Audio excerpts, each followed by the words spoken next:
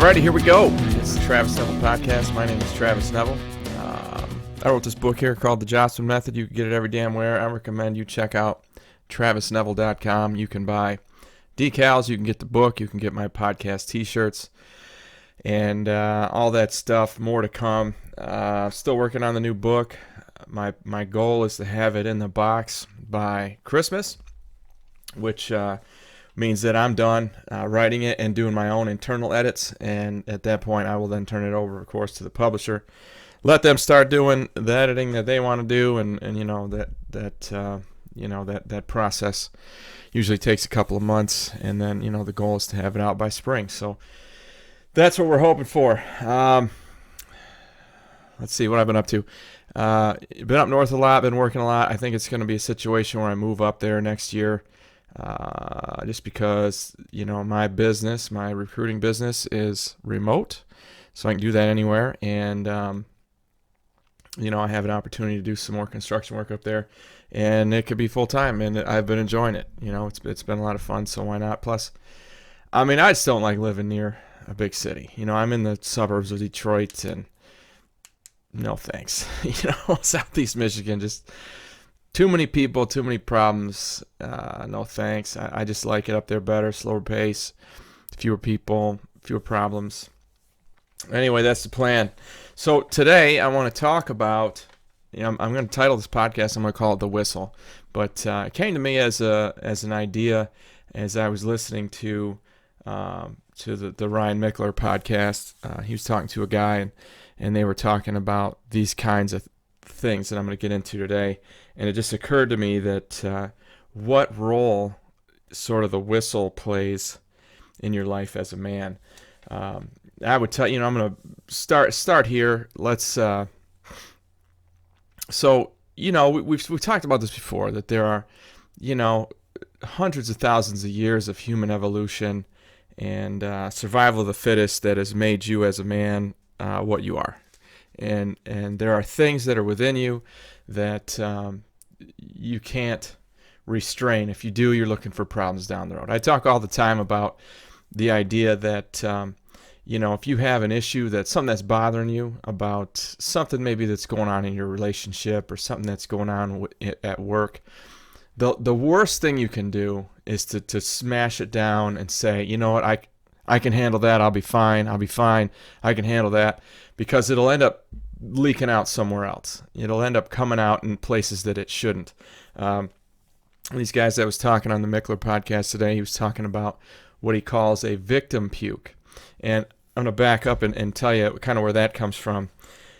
This is what I'm talking about. So if you are not as agreeable, not as disagreeable, I suppose, as you should to be really successful in the world. And when I talk about agreeability, that's one of the 5 primary personality traits that Jordan Peterson talks about. But you basically owe it to the world to, if a thing is bothering you, you've got to say it. You've got to get it out of you and say, you know what, you've got to have the balls to confront a person or a situation and say, hey, you know what, I didn't like that, and here's what I didn't like about it.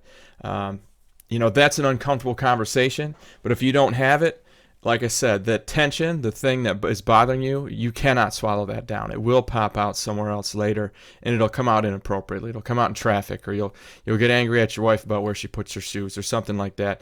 So that has got to come out, all right? So if you don't, that idea of it coming out in a victim puke, that's what it is. Essentially what you're doing is you're creating these covenants. You're creating these agreements with other people, and you're like, I'm doing everything I'm supposed to do in this environment, in this relationship, and you're not handling your end. But you're not sharing that with the other person, and there's the problem, right? So you're making an agreement. You're assuming they know what their portion of the agreement is, but you haven't talked about it, so they don't. And then you get mad at them when they don't fulfill their end of the agreement. I was dating this girl, real nice girl, and she was living at my house, and I'm like, everything's going fine. I wasn't around much, and then I ended up trying to get a hold of her on the phone one day, and it took me all day, and I couldn't get a hold of her. So the next day, I ended up sending her this text and saying, hey, I need you to do this at the house, do this at the house, do this at the house, and help me in this way, and help me in this way, and help me. And I was really an asshole about it. And what that was a victim puke. That was me. I never told her from the beginning, hey, here are some things that I need you to do to help out around the house. And instead, I just got really angry that she wasn't doing it, even though I hadn't asked her to. So you see where that's inappropriate, and it's not going to help you. You just come off looking like a fucking asshole. You got to be able to just have those conversations earlier. And I had been like, well, it's just nice having her around. It's no big deal.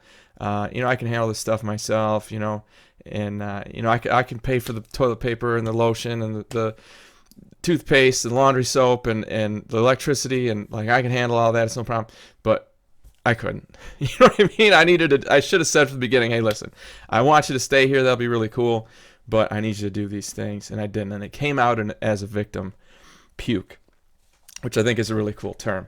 But anyway, that concept, all right, of not getting out the things that you need, not, giving the other person in the relationship, whether it be a romantic one or a friendship or a work relationship or whatever that situation might be, not giving that person an insight into this deal that you're making with them, not letting them know that, hey, this is what I expect of you, that's going to be a problem. For you, you'll end up having a problem because you don't give them a heads up on that. You see what I'm saying? So now that you have that kind of basis, let's talk more about the whistle. What I mean by the whistle is this.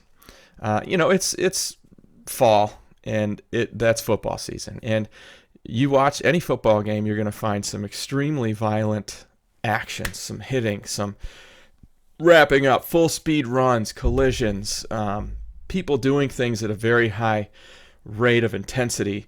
But when the whistle blows, they stop. All right? And that whistle I find to be a much bigger concept than just what it means in sports. Okay? And here's where I'm going with this. When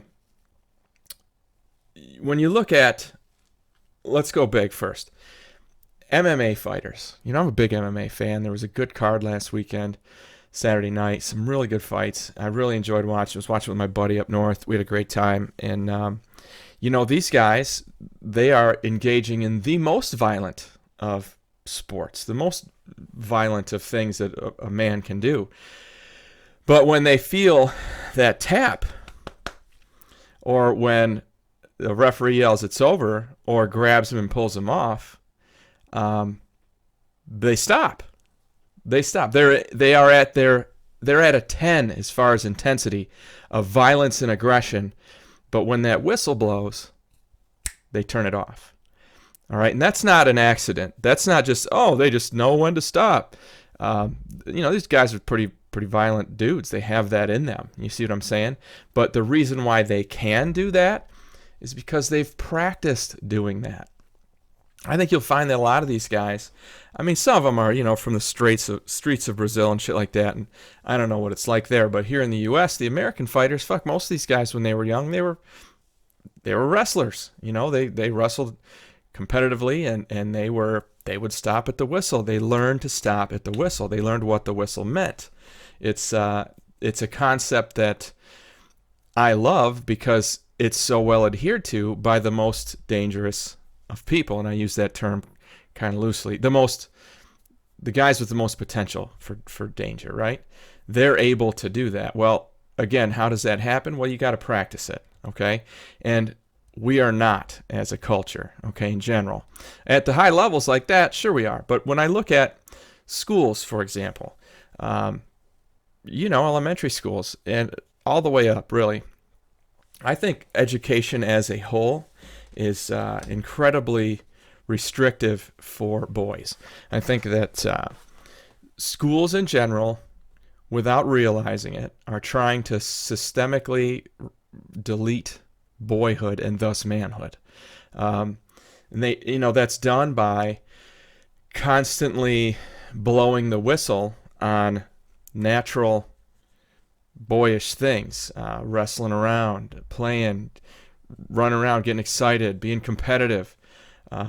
These things are getting deleted from schools. I can remember being a teacher in 2004, and you couldn't play dodgeball anymore because you might hurt somebody's feelings. People get they get excluded. Like you lose that game. Everyone loses except for like one person, basically. So dodgeball became not a thing you could do. My minor's in PE, so I taught some PE classes, and yeah, I remember dodgeball going away, and I was thinking, that doesn't seem right. I mean, we should have a place where, competition, which is it's ingrained in you as a man to be competitive. I mean, it's just as simple as, I was writing a chapter on competition for the book. It's as simple as how to get the girl. I mean, guys from the beginning, again, hundreds of thousands of years ago, you were having to compete for sexual access to women, and most men and boys see that as still a thing they're doing. I mean, you can look at any school you want to, and an all-boys school is going to be different than a school with girls. Boys are going to act differently with girls around. And I'm not saying that's good or bad, but the presence of girls means boys change their behavior. I mean, it's as simple as where I used to work coaching football. We would bring girls into the weight room for lots of reasons. The girls usually were great students. Like they would do everything you taught them, and they would do it really well in the weight room, because girls walk in there going, oh my God, this big room full of all these big strong boys, and I'm trying to lift weights with them. So they really put pressure on themselves to do it right, and as a result, they did it very, very well. And guys are a little more loosey-goosey about that, but when the guys are seeing the girls doing it right, it brings up the game for the guys. Like the guys get better, right? So all of that, I'm kind of beating around the bush here, but what's happening in schools is this. Competition is being discouraged. Exclusive activities are being discouraged. Recess is going away, a place where boys could go and run it all out, get all that shit out of them, get all that, that activity out of them, those things that boys want to do, and girls. Schools are deleting them. I mean, shit. There are lots of elementary schools now, especially private schools, that don't even have recess, because I guess academically it's looked at as a non-academic thing, recess. But I would tell you, I mean, that's no different than me working out first thing in the morning. I get all that energy out of me. I get all that power out of me, all that aggression out of me, and then I can be chilled out and focused and grind for the rest of the day. I mean, it still works for me, and it's really still, for kids, it's even worse. So as we try to systematically take that boyhood and that manhood, that natural aggressiveness and excitement and physicality and competition out of boys, we are essentially setting ourselves up for a victim puke situation. So what happens there is, well, I can't be a boy. Boyishness is discouraged, and I'm not allowed to do that, so I don't know what to do with myself now. So then you end up with a purpose void, and in worst case scenario, you end up in a suicide situation where guys are just, I don't know where I fit, I don't know what I'm supposed to do, everything that I want to do I can't, and it goes poorly. And then when you look at the numbers for suicide, I've said this before, male suicide is 350% what female suicide is in the United States. It's pretty egregiously high.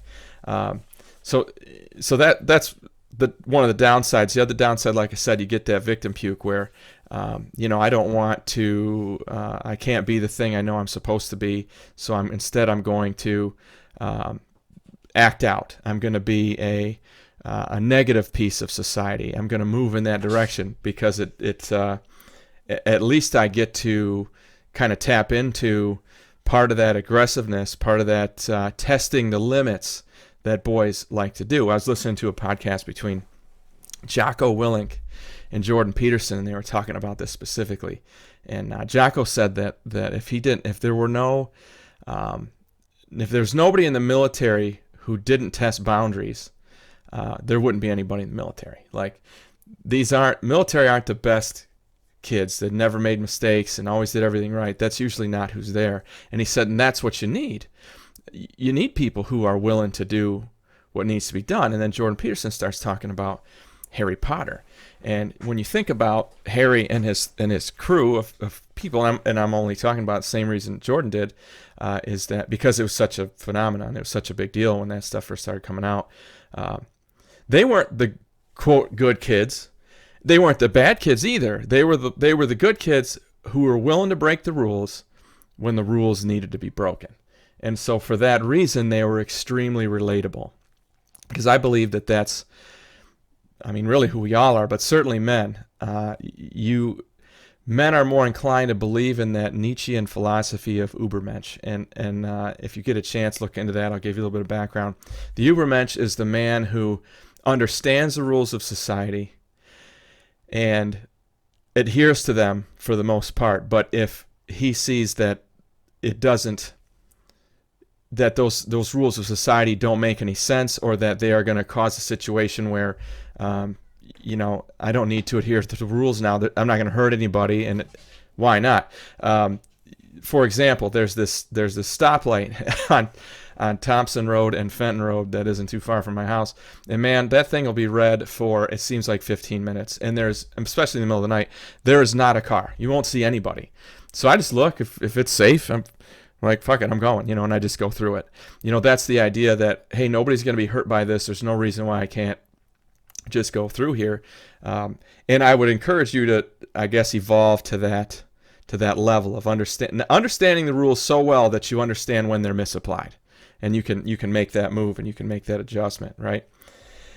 So that was the really cool conversation. Like what you would think when you have Jocko Willink, this super aggressive, physical former Navy SEAL, like extreme ownership, fuck you, get your shit together guy, and Jordan Peterson, who's super academic, certainly less, I guess, I don't want to insult the guy because he's awesome, but he's not that big physical presence, you know what I mean? He's more of an academic. He's just a thinker, and to hear them discuss and find such common ground on things is pretty awesome. Anyway, the comment, of course, remember the idea that we're dealing with here is the whistle and how important it is, and that's what Jocko said. He was talking about one of the reasons he liked the military, and one of the reasons why he thinks it's so good is you get the opportunity to be. And remember, now he was a Navy SEAL. He keeps calling himself a commando. You get the opportunity to go out and do really like violent, aggressive things. That again, that's in our DNA as men. But you're doing it for a very good cause, and there's a whistle of sorts. There's a structure to it. There's a lot of structure in the military. And there's a mission, and there's teamwork involved, and we are ridding the world of evil. And these are the things that you do when you're in the military. These are the things that keep you motivated. So these guys, Navy SEALs, you don't Google Navy SEAL and street fight. You're probably not going to find it. I mean, these guys know that they're dangerous, and they know that they know what they're capable of. And so they don't tap into that. They don't want to. They do it for work, and they do it because it's part of their jobs. And then when they're not doing that, they don't want any part of it. MMA guys, the same thing. I mean, you're not going to find an MMA guy in a street fight. I mean, it's extremely rare. Guys who know what their potential is, guys who know that they have the ability to do a lot of damage, usually respect that. The guys who have tuned it, the guys who have learned how to harness it, manage it, and know how to shut it off at the whistle, they avoid it. Like Jocko even says, he's like, man, unless you hit me, unless you physically touch me, I'm going to try to get away from there. That's the safest move for both of us. I don't want any part of it. I don't want anything to do with it. I mean, unless you put your hands on me, then that's a different story. That's what he talks about. And I would say that's a key. And they talk about this idea that this is Peterson talking. He says that a dangerous man is really one who is weak, because what a weak man will do is he's going to sucker punch you essentially. And I don't just mean physically. I mean the guy at work who's weak and doesn't have any respect for himself and doesn't have any integrity. He's the guy who's going to go behind your back to the boss after you talked about a thing that maybe wasn't the best move. You guys were just shooting the shit. He took it and used it against you because he wants to move up the ranks at your expense. That's what a weak man would do. A strong man would say, dude, I don't like that you did that. That's not. We're all on the same team here, and we got to make sure we're on the same team here. You can't be, stealing or cheating or whatever you're doing at work, right?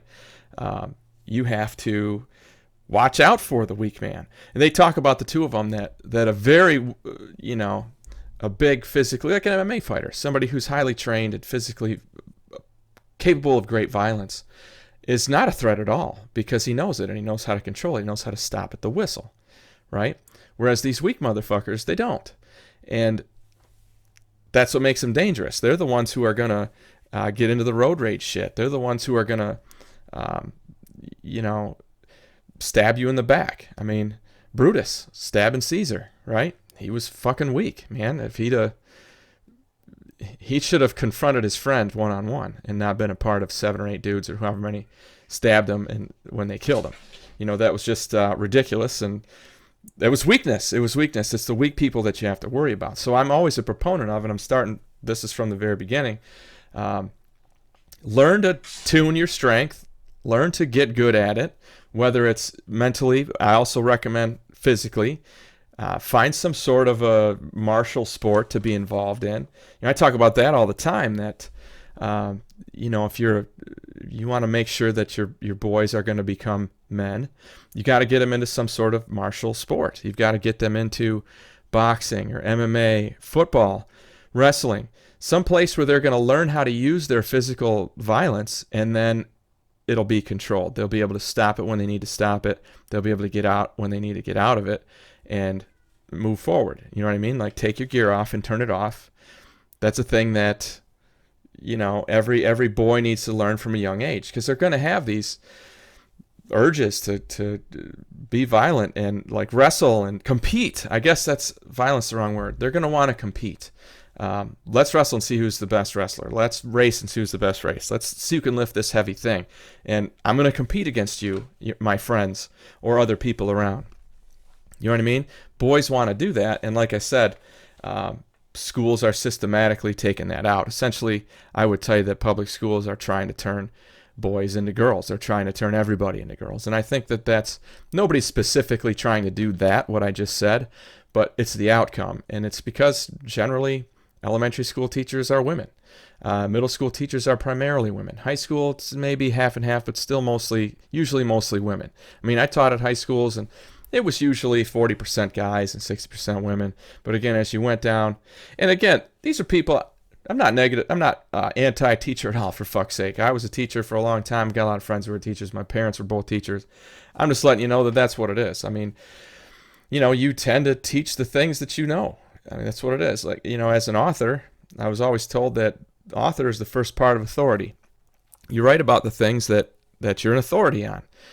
You share things, you teach things that you're an authority on. And how can a woman be an authority on how a boy should act and how a boy becomes a man? That's extremely rare in women. It just is. So that's what's happening. We are trying to eliminate boyhood. We're trying to, which then weakens manhood, which creates these weak men who then they are dangerous. It's like, I can remember in shop class. I mean, fuck, they don't even have shop class anymore, probably, right?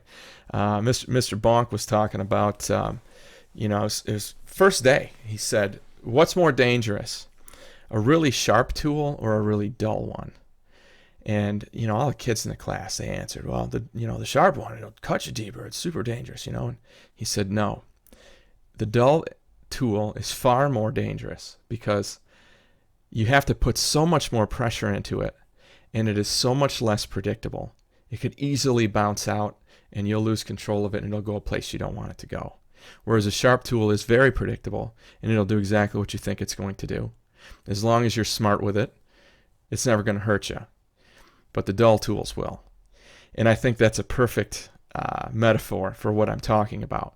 The sharper your tool is, the less dangerous you become. It's like no different than dogs. Now, with the difference between dogs and people, of course, is that dogs don't have that frontal lobe like we do. They don't have that ability to logic and reason. They're just pure instinct. And with loyalty and stuff in there too. You guys know what dogs are, for Christ's sakes. But a really well-trained, I would argue that a very well-trained pit bull is safer than a very poorly trained Chihuahua. I mean, because a very well-trained pit bull, very unlikely to be dangerous to you. Whereas a very poorly trained Chihuahua, even though it's much smaller, those little fuckers are mean. You know what I mean? And it's a small dog, but it can do extreme damage to you. It's still got the teeth and the claws and all that shit, right? And you might be able to grab it and break its neck and get it off you, but not before it puts some injury on you. You know what I mean? You see what I'm trying to say? Sharpen your sword, sharpen your teeth. Get yourself to where you understand what competition, conflict, even violence are. Get to where you understand all that, and then you can respect it, and it's never going to be a problem again. I mean, I would tell you that the bad kids, I used to work with teachers who just would bitch. I had this teacher, she was like 2 rooms down from me, and she would bitch like crazy about having boys in class. Oh, it's all boys. We've got like 80% boys in that class, and they are, blah, blah, and she just didn't know how to handle them. That's all it was. Like, just didn't know how to handle them. But I would say that to her, you take the ringleader of all those boys and get him someplace where he can learn how to harness and utilize his ability to be competitive and excited and shit. You could easily in class just put him in charge of shit. Make him the guy and have him help you, and put some respect him by giving him some responsibility and asking him to help you. When you do that, he's going to take that mantle of leadership, and he's probably not going to be a problem. I mean, that recipe worked for me over and over again when I was a teacher. Now, granted, I was a dude and I coached football, and it's a little bit different dynamic. And I would agree with this, that, having that male role model, and I talk about this all the time, is extremely important. I tell this story also about these elephants. There was this, and I heard this from a principal too, a guy that I really respect. He said that there was a village in Africa that was the surrounding areas had been ravaged by poachers. They were going after the big full-grown elephants who had these big long tusks, because the tusks were very valuable, and they wanted their feet for ashtrays and all this cool, terrible shit that they do with I was going to say cruel, not cool, with these elephants.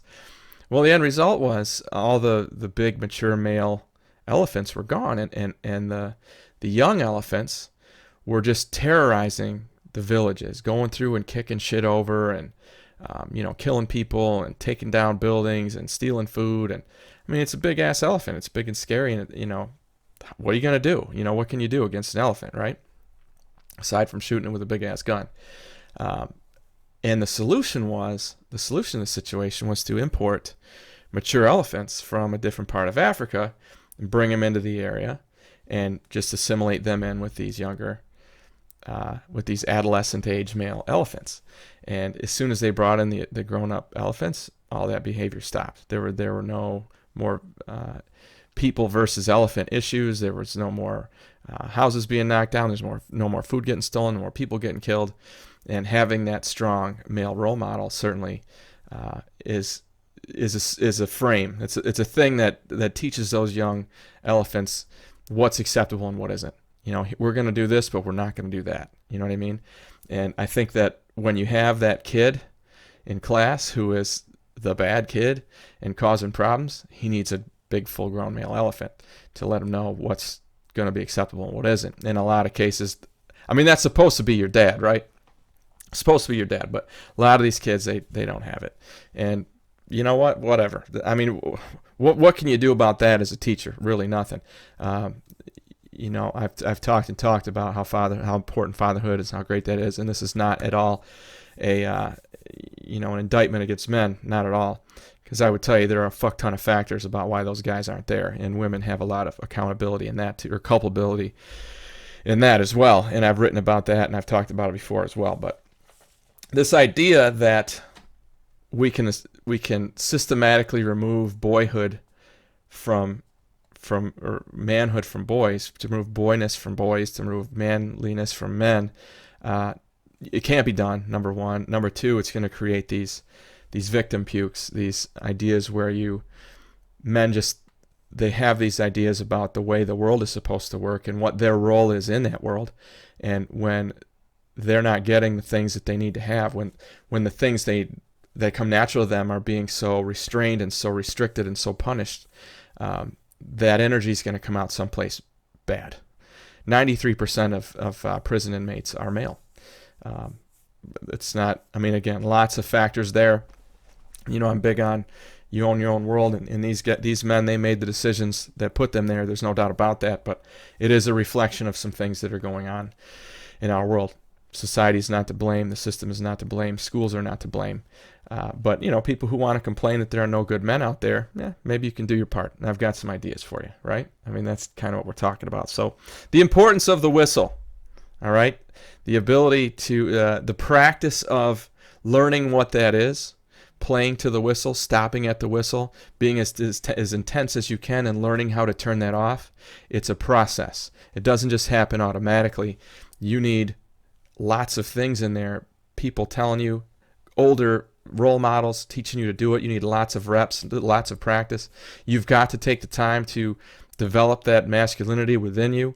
The things that make you a boy or make you a man, you've got to have outlets for that. Know that other people sometimes aren't going to understand it, and they don't need to. You don't need their permission or their approval. You find a place to polish that up and use it as you need to. And sharpen your tool. Get yourself to where you are dangerous and thus not dangerous at all. You know what I mean? That's the idea. My name is Travis Neville. This is the Travis Neville Podcast. I wrote this book called The Jossman Method. You can get it all kinds of damn places. You can get it on my website, which is travisneville.com. I hope that in some way this show today helped you to get your shit together. Have a great week.